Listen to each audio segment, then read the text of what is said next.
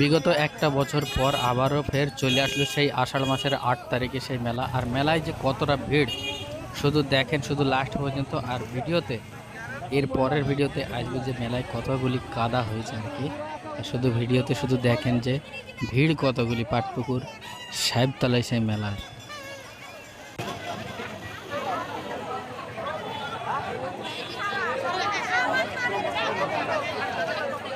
যাও যাও তা